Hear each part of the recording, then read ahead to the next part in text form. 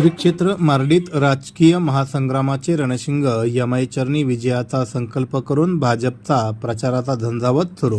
भक्ती आणि शक्तीच्या संगमस्थळी अर्थात ऐतिहासिक वारसा लाभलेल्या श्री क्षेत्र मार्डी नगरीत ग्रामदैवत यमाई देवी व नागनाथ महाराजांच्या साक्षीने भारतीय जनता पक्षाने आपल्या आगामी निवडणूक मोहिमेचे भगवे निशाण फडकवले आहे.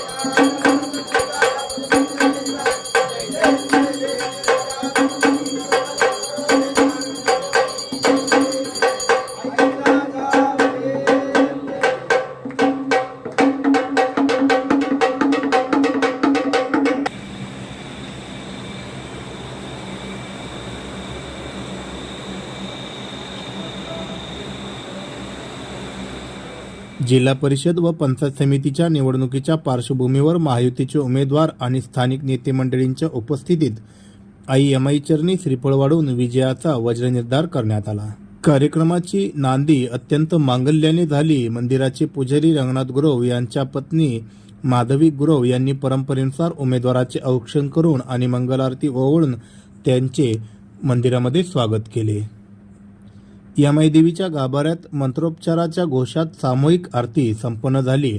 यावेळी पुजारी रंगनाथ गुरव यांच्या हस्ते जिल्हा परिषदेचे उमेदवार इंद्रजित पवार व त्यांच्या पत्नी संध्याराणी पवार तसेच पंचायत समितीच्या उमेदवार तेजस्विनी बोराडे व पती अमोल बोराडे यांचा सपत्नीक सत्कार करून यमाईचा आशीर्वादरूपी प्रसाद देण्यात आला. प्रचार सभेचे व्यासपीठ जेव्हा राजकीय विचारांनी सजणार होते त्याचवेळी राज्याचे उपमुख्यमंत्री कैलासवासी अजितदादा पवार यांच्या अकाली निधनाची काळजी पिळवटून टाकणारी छाया सभेवर दाटून आली होती.